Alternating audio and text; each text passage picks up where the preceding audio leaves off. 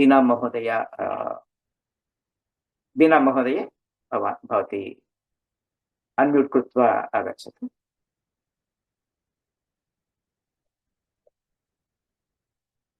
बीना महोदये, please unmute योurself।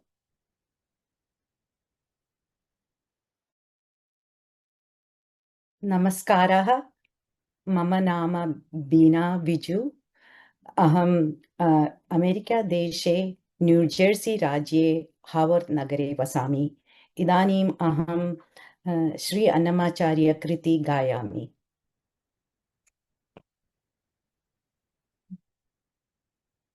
Narayana ते नमो नमो, नारायण ते नमो नमो, नारायण ते नमो नमो, नारद सन्नुत नमो नमो, नारायण ते नमो नमो, नारद सन्नुत नमो नमो, नारायण ते नमो नमो।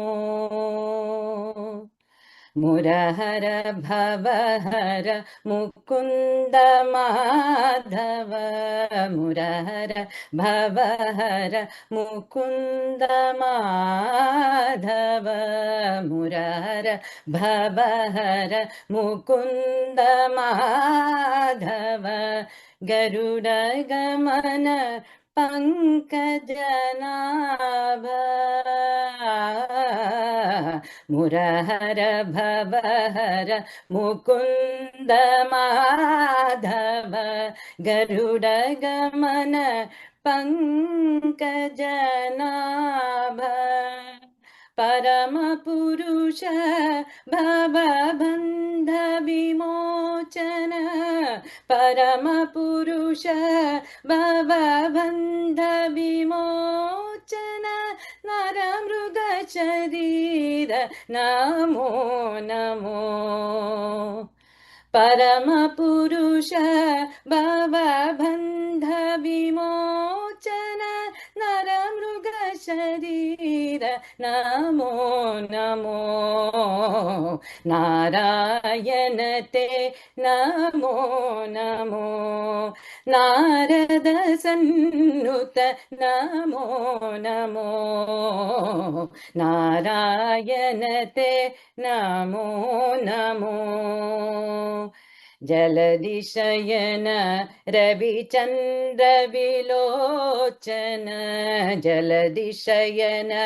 रविचन्द्र विलोचन, जलदिशयन रविचन्द्र विलोचन, जलरूह भवनुत चरणयुगा, जलधिशयन रविचन्द्र विलोचन, जलद्रुह भवनुत चरणयुगा, बलिबन्धन गोपवधू वल्लभ, बलिबन्धन गोपवधू वल्लभ, नलिनोदर ते नमो नमो,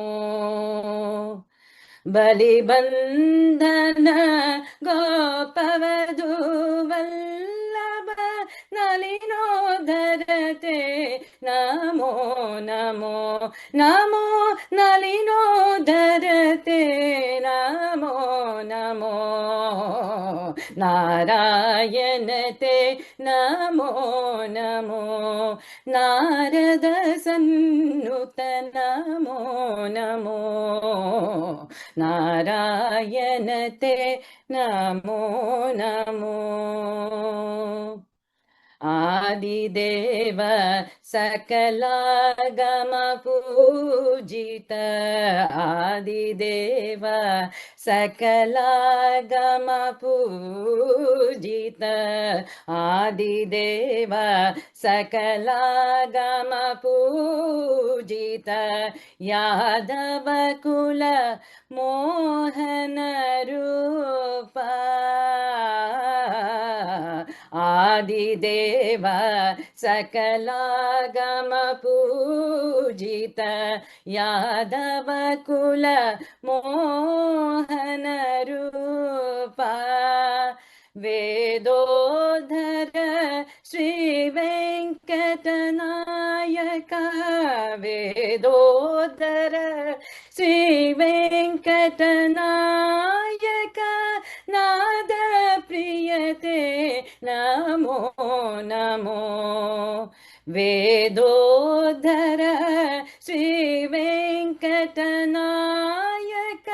नाद प्रियते नमो नमो नमो नाद प्रियते नमो नमो नारायण ते नमो नमो नारद सन्नुत नमो नमो नारायण ते नारायण ते नारायण ते नमो नमो नमो नमो नमो नमो नमो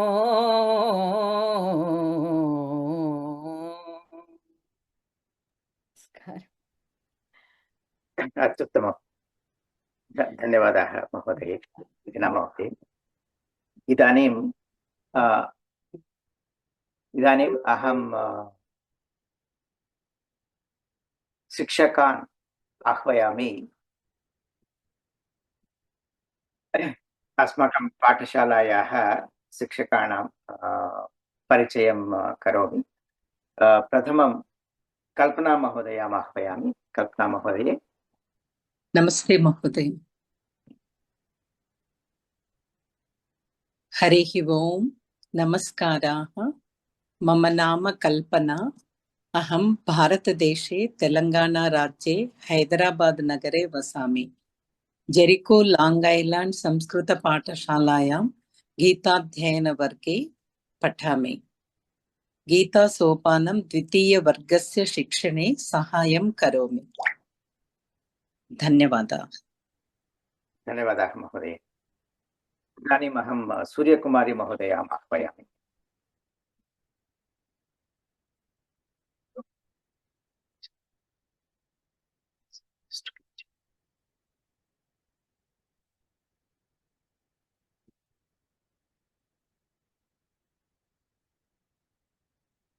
हरिः ओम्।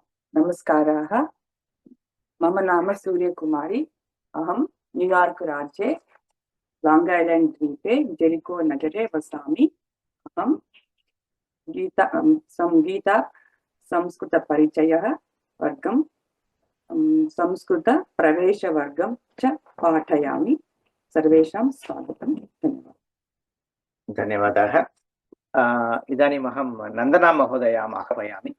नन्दना महोदये। हरिः ओम्। नमस्काराः। मम नाम नन्दना। अहं केलिफोर्निया राज्ये फ्रीमोण्ट् नगरे वसामि। अहं न्यूयार्क् राज्ये जेरिको नगर्यां गीतासंस्कृतपाठशालायां गीता अध्ययनवर्गे पठामि। अपि च संस्कृतपरिचयवर्गं च अपि संस्कृत प्रवेशवर्गं च पाठयामि। धन्यवादाः। धन्यवादाः। So thanks to all the teachers, because of which we are able to conduct these classes and run this pathshala. धन्यवादाः महोदये। इदानीं छात्राः गीतानि गायन्ति, स्तोत्राणि करिष्यन्ति. So now we will invite the students. To invite the students, I invite Surya Mahodayam Ahvayami. Surya Mahodaya इदानीं छात्रान् आह्वयति।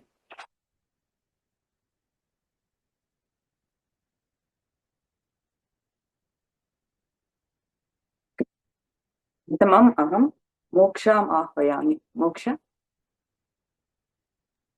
हरि ओम् नमस्कारः मम नाम मोक्ष वक्रतुण्ड महाकाय सूर्यकोटिसमप्रभा निर्विघ्नं कुरु मे देव सर्वकार्येषु सर्वदा गुरुर्ब्रह्मा गुरुर्विष्णु गुरुर्देवो महेश्वरः गुरुः साक्षात् परब्रह्म तस्मै श्रीगुरवे नमः।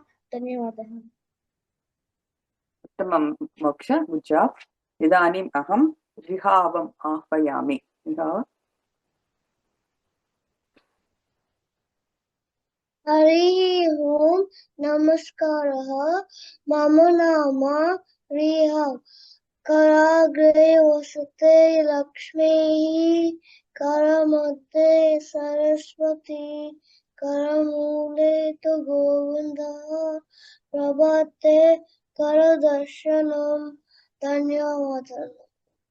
गुड जॉब। उत्तमं रिहाव, धन्यवादः। इदानीम् अहं धान्विनम् आह्वयामि।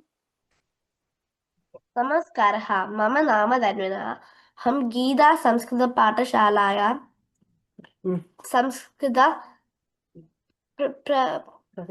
प्रवेशवर्गे पठामि। इदानीम् अहं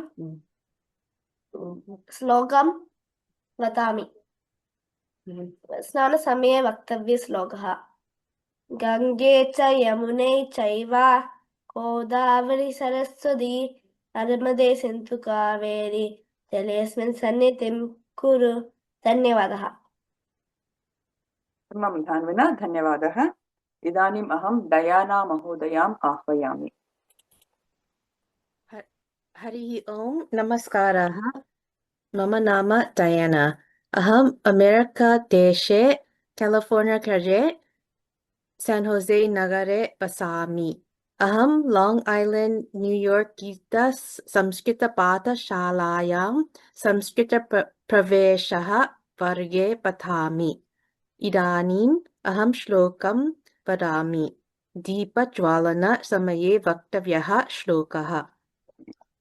दीपज्योतिः परं ब्रह्म दीपज्योतिर्जनार्दनः दीप मे च हरतु पापं दीपज्योतिर्नमोऽस्तु ते। धन्यवादः। हरिः ओम्। धन्यवादः महोदये, अत्युत्तमम्। इदानीम् अहं हरिणीम् आह्वयामि। हरि ओम् नमस्कारः मम नाम हरिणी अहं विद्यारम्भसमये वक्तव्यः श्लोकः वदामि। सरस्वती नमस्तुभ्यं वरदे कामरूपिणि विद्यारम्भं करिष्यामि सिद्धिर्भवतु मे सदा। धन्यवादः।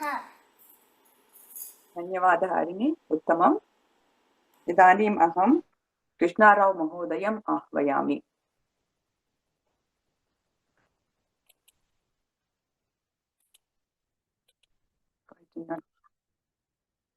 कृष्णाराव महोदय। इदानीम् अहं पूर्विकम् आह्वयामि। पूर्विका।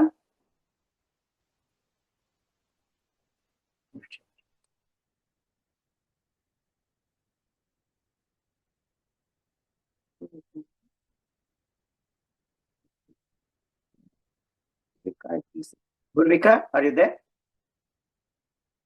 अस्तु, अग्रे गच्छामः। इदानीम् अहं नन्दना महोदयम् आह्वयामि। महोदये। महोदय इदानीम् अहं ताश्वीम् आह्वयामि।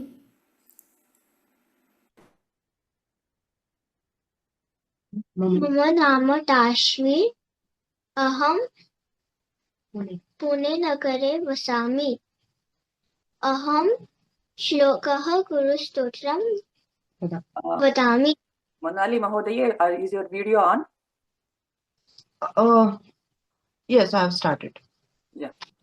शङ्करं शङ्कराचार्यं केशवं पादरायणं सूत्रभाष्यकृतौ वन्दे भगवन्तौ पुनः पुनः।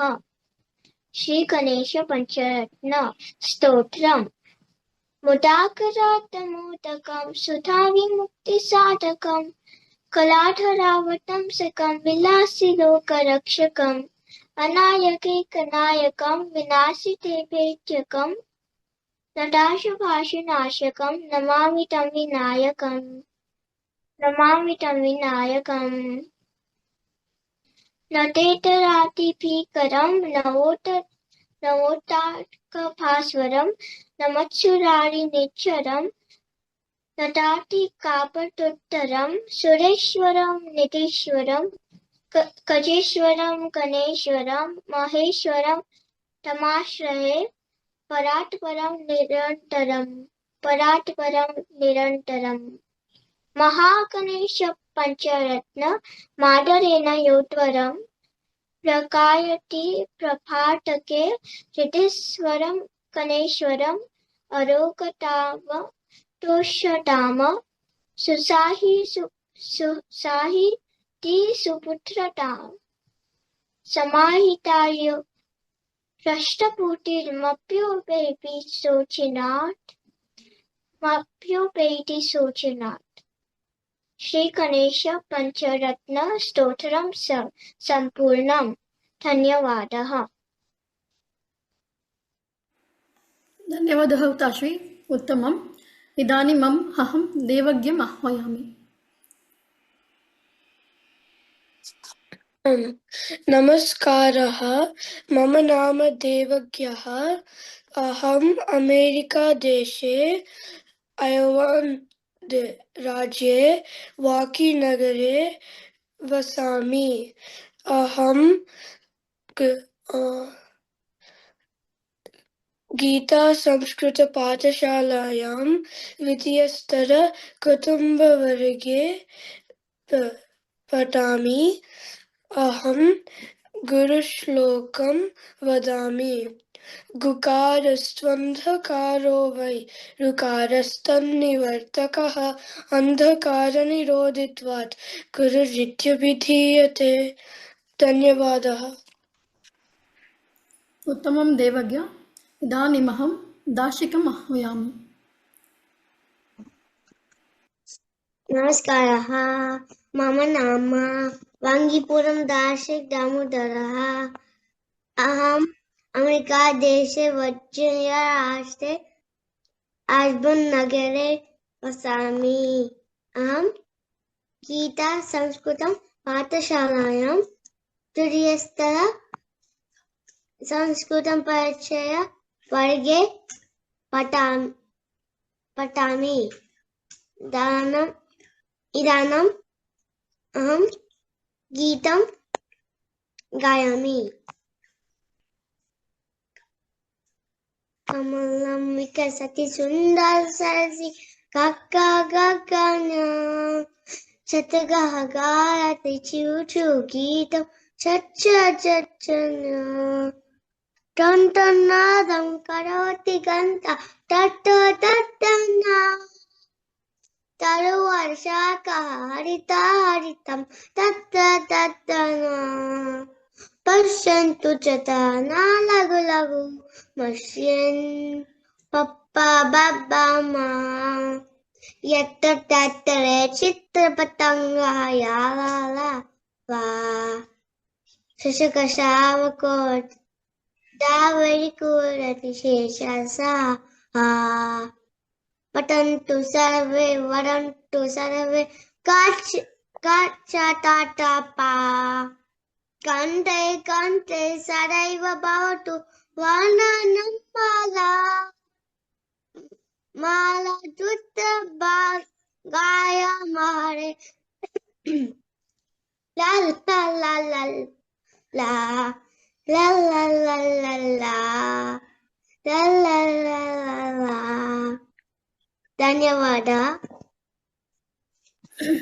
उत्तमं दाशिका।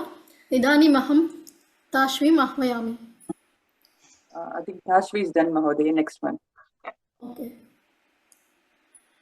इदानीम् अहं देवज्ञम् आह्वयामि।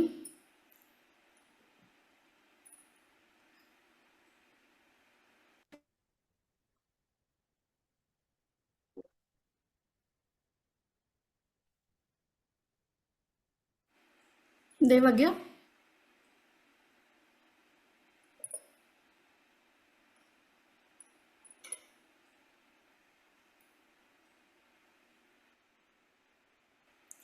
इदानीमहं भार्गवीं हरिणीं च आह्वयामि। हरि ओम नमस्कारः मम नाम भार्गवी। हरि ओम नमस्कारः मम नाम हरिणी। हरिः ओम नमस्काराः मम नाम वनिता। आवां वरवीणा गीतं गायावः। वरवीणा मृदुपाणि वनरोहलो चनराणि सुरुचिरभं वरवेणि सुरनुतकल्याणि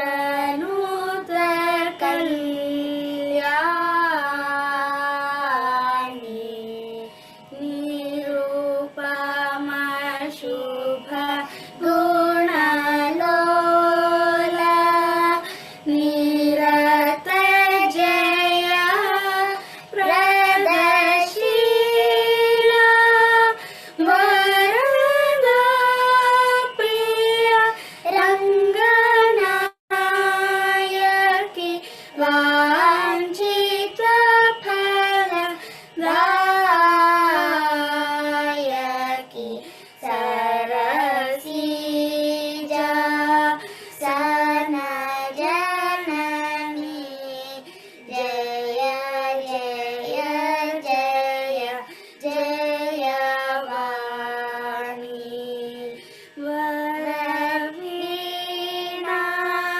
मृदुपाणि। धन्यवादाः। धन्यवादः। उत्तमं हरिणी, उत्तमं भार्गवी। इदानीमहं कल्पना महोदयाम् आह्वयामि।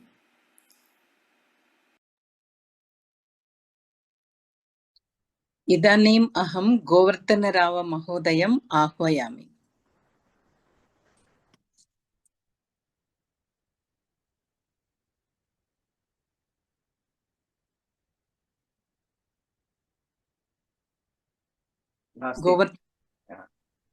अग्रे गच्छामि। इदानीम् अहं वेङ्कट महोदयम् आह्वयामि। धन्यवादः। मम नाम वेङ्कटेशः। अहं कर्णाटक राज्ये फेर्फील्ड् नगरे वसामि। अहम् एकं संस्कृतगीतं गायामि। धन्यवादः। सुरससुबोधा विश्वमनोज्ञा ललिता हृद्या रमणीया। सुरससुबोधा विश्वमनोज्ञा ललिता हृद्या रमणीया। अमृतवाणी संस्कृतभाषा नैव क्लिष्टा न च कठिना। नैव क्लिष्टा न च कठिना। कविकोकिल वाल्मीकि विरचिता रामायण रमणीय कथा। अतीव सरला मधुरा मंजुला नैव क्लिष्टा न च कठिना। नैव क्लिष्टा न च कठिना। व्यास विरचिता गणेश लिखिता महाभारते पुण्यकथा। कौरव पांडव संगरमथिता नैव क्लिष्टा न च कठिना। नैव क्लिष्टा न च कठिना। कुरुक्षेत्र समरांगण गीता विश्ववंदिता भगवद्गीता। अमृत मधुरा कर्म दीपिका नैव क्लिष्टा न च कठिना। नैव क्लिष्टा न च कठिना। कविकुल गुरु नवरसोन्मेषजा ऋतु रघुकुमार कविता। विक्रम शाकुन्तल मालविका नैव क्लिष्टा न च कठिना नैव क्लिष्टा न च कठिना सुरससुबोधा विश्वमनोज्ञा ललिता हृद्या रमणीया अमृतवाणी संस्कृतभाषा नैव क्लिष्टा न च कठिना नैव क्लिष्टा न च कठिना नैव क्लिष्टा न च कठिना धन्यवादः उत्तमं वेङ्कट महोदय। इदानीम् अहं वाणी महोदयाम् आह्वयामि।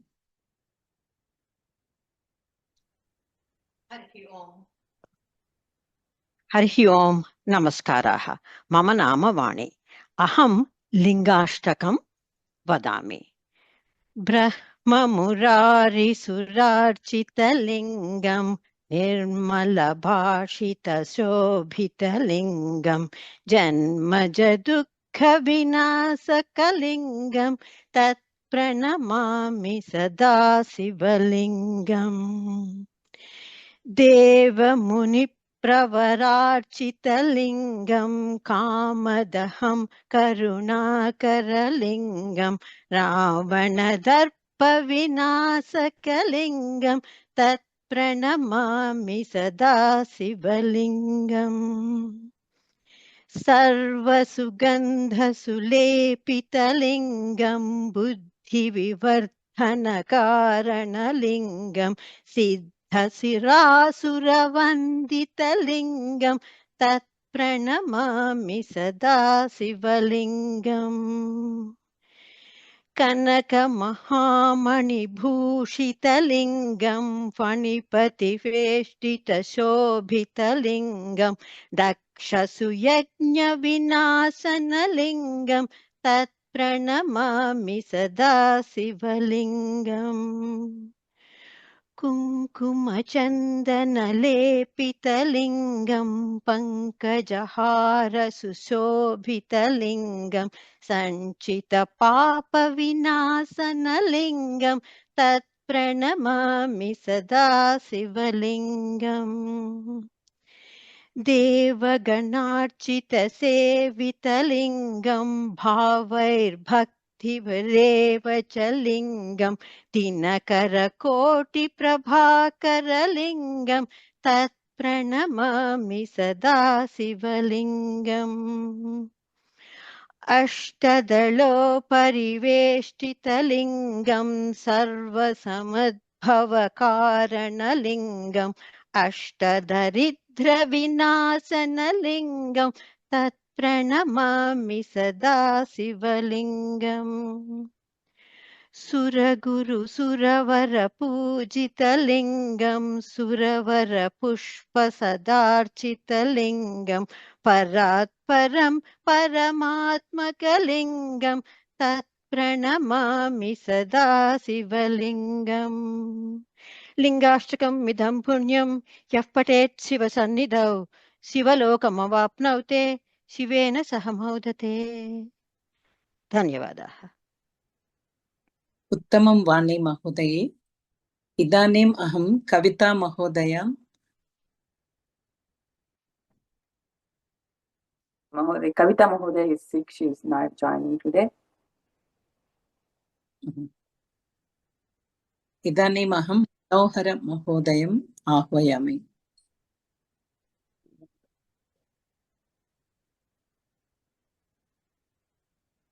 नास्ति इति मन्ये अग्रे गच्छेम। इदानीम् अहं विन्द्या महोदयम् आह्वयामि। विन्द्या महोदय। नमस्कार, मम नाम डॉक्टर विन्द्या। अहं भारतदेशे कर्नाटकराज्ये दावणगेरे नगरे वसामि। गरुडगमन तव वदामि। गरुडगमन तव चरणकमलमिह मनसि लसतु मम नित्यम्। गरुडगमन तव चरणकमलमिह मनसि लसतु मम नित्यम्।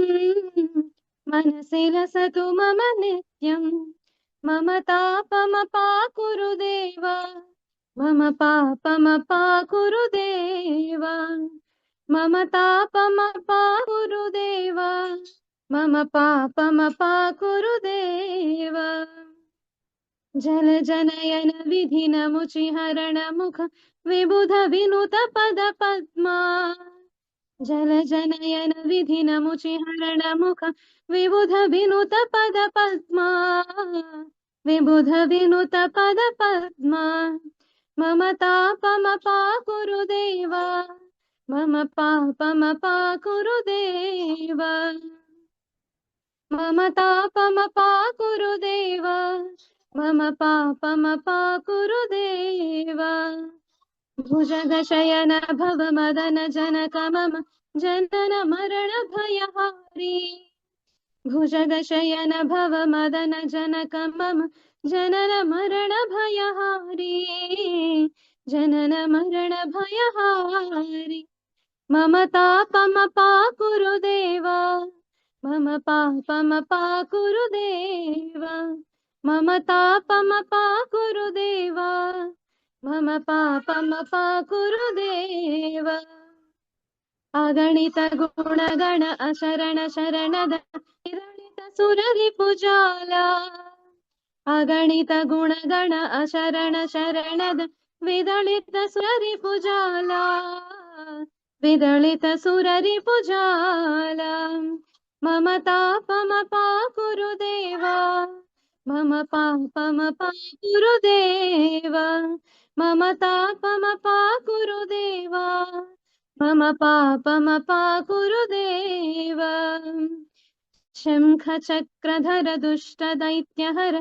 सर्वलोकशरणा शङ्खचक्रधर दुष्टदैत्यहर सर्वलोकशरणा सर्वलोकशरणा मम तापमपाकुरु देव मम पापमपाकुरु देव मम तापमपाकुरु देव मम पापमपाकुरु देव भक्तवर्यमिह भूरि करुणया पाहि भारती तीर्थम् भक्तवर्यमिह भूरि करुणया पाहि भारती तीर्थम् पाहि भारती तीर्थम् मम तापमपाकुरु देव मम पापमपाकुरु देव मम तापमपाकुरु देव मम पापमपाकुरु देव गरुडगमन तव चरणकमलमिह मनसि लसतु मम नित्यम् गरुडगमन तव चरणकमलमिह मनसि लसतु मम नित्यम् मनसि लसतु मम नित्यम् मम तापमपाकुरु देव मम पापमपाकुरु देव मम तापमपाकुरु देव मम पापमपाकुरु देव धन्यवादः उत्तमं विन्द्या धन्यवादः Is Havish ready?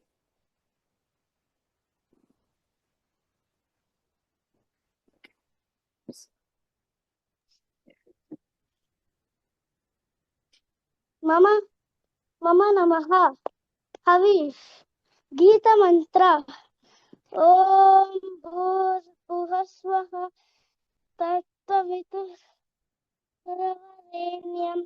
भर्गो देवस्य धीमहि धियो यो न प्रचोदयात् धन्यवाद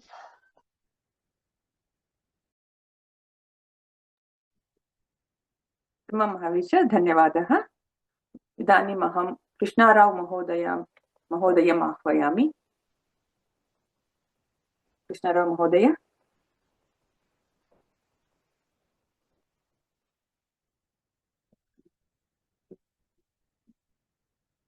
हरिः ओम नमस्कारः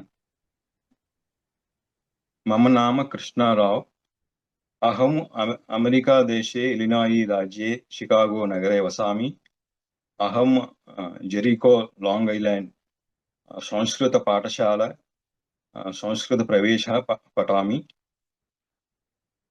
अहं इदानी एकं श्लोकं वदामि।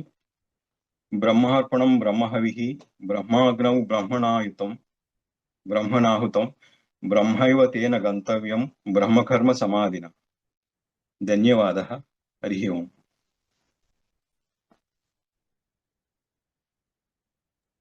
धन्यवादः महोदय। हरिः ओम्। धन्यवादाः। इदानीम् अहं वेङ्कटमहोदयम् आह्वयामि धन्यवादवचनानि वक्तुं। Vote of thanks. अस्तु, धन्यवादः महोदय। इदानीम् अहं कृतज्ञतायाः कतिपयानि वचनानि वक्तुमिच्छामि। अस्माकं गीतासंस्कृतपाठशालायां रघुवर्मा महोदय, सूर्यकुमारी महोदये इत्यादिना बहूनां आचार्याणां कारणात् एव वयं संस्कृतं भगवद्गीतायाः अध्ययनम् अपि च कर्तुं समर्थाः स्मः। ते व्याकरणं सरलं कुर्वन्ति। तस्मात् कारणात् सम्भाषणम् अपि च संस्कृते सर्वं कुर्वन्ति। ईश्वरस्य अनुग्रहेण प्रार्थयामः यत् अस्माकं सर्वेषां प्रगतिः निरन्तरं भवतु। धन्यवादः। I'll say the same thing in English. It's our great opportunity to study in Gita Samskrita Pathashala, and our great teachers like Raghuvarma Mahodaya, Suryakumari Mahodaya, Kalpana Mahodaya, Nandana Mahodaya. I think that's once. I may have forgotten, I'm sorry. They are helping all of us to learn Sanskritam and Bhagavad Gita through Bhashyam, and they make Samskrita Vyakaranam very easy. So conversation in Sanskritam also becomes easy.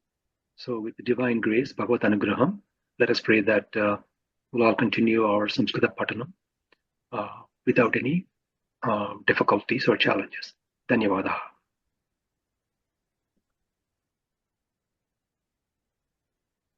Harihi Om. Can everybody, Dhanyavada, thank you, Dhanyavada Venkata Mahodaya. Can everyone please switch on video? Let us take a group picture. Everyone please switch on the video. Everybody please.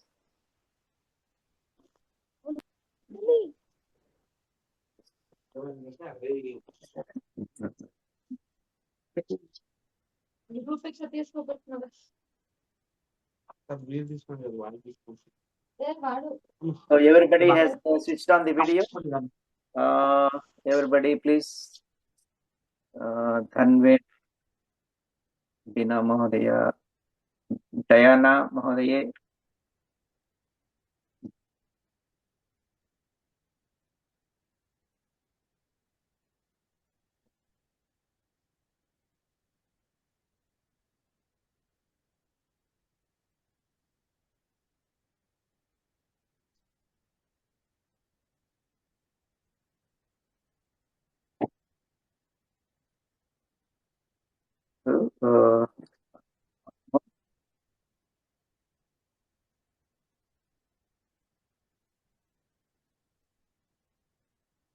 Yes.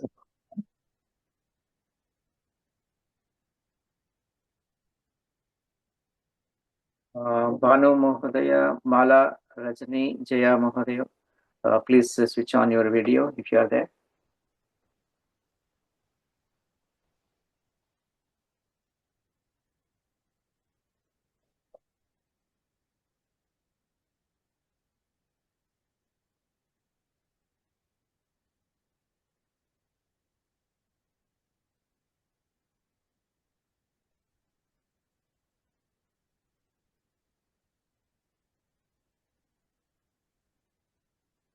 Astu. Dhanyavadaha. Thank you very much. So we are starting our classes from next week, Saturday and Sunday. So Saturday morning 9 a.m. Eastern Standard Time is Gita Vyakarana, and Saturday evening 8:30 p.m. every Saturday. New York time is 8:30 p.m. In India, it will be 6 a.m. Sunday morning in India. US it is 8:30 p.m. So all are welcome to that class. No registration needed. Simply click on the link and join. So there, we study Bhagavad Gita shloka by shloka in Sanskritam, along with Shankara Bhashyam. Shankara Bhashyam is the best to really understand the shloka. It is in Sanskrit, so we read that line by line, and I help explain that. So today evening we have the class. So in the US it is today evening 8:30 p.m. So in India this is evening, right? So tomorrow morning 6 a.m. is the Gita class. And the regular language classes will start from next Sunday, all the classes. So those who have already registered, and you're welcome to the Pathashala, welcome to Sanskritam. Thanks once again to everybody. I know we're all busy, precious time, right? So thanks for being with us. And finally, I really want to specially thank the teachers, Nandana Mahodaya and Kalpana Mahodaya. So this is like a Gurukula concept, the students become teachers. So we conduct these classes just, for Sarve Bhavantu Sukhinaha is the motto. So there is no fee involved. It is all voluntary, free classes. So thanks to Kalpana Mahodaya and Nandana Mahodaya and Surya Mahodaya. So Surya is obviously, you can see, she's my wife. So, so let me play safe here by praising her. So she is really, Surya Mahodaya is really, I would say she's on my right, so my right hand. So yeah, right hand, and if she comes here, left hand too, because she really helps me in everything. I cannot do this alone apart from the teachers. So she manages both the classes, the beginner level classes, and helps me with everything, including organizing this. So I am not shy. I'm not embarrassed to praise her in front of all of you. It is not. I'm not trying to play safe. I mean it. So thank you all. Thank you all for joining. Shanti Mantra. We'll chant Shanti Mantra and then conclude. Okay. Moksha, please chant the Shanti Mantra. Hare Om, Namaskara. Mama Nama Moksha. Asatoma Sargamaya Tamasoma Jyotirgamaya Mrityurma Amritangamaya. Om Shanti Shanti Shanti. Dhanyavadah. Shubham Bhuyat. Sarve Bhavantu Sukhinah. Dhanyavadah. ಧನ್ಯವಾದ. ಧನ್ಯವಾದ.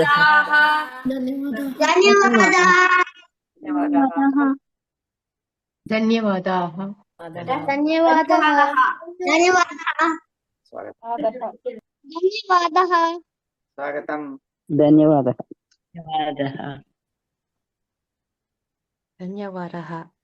ಧನ್ಯವಾದ ಮಹೋದಯ.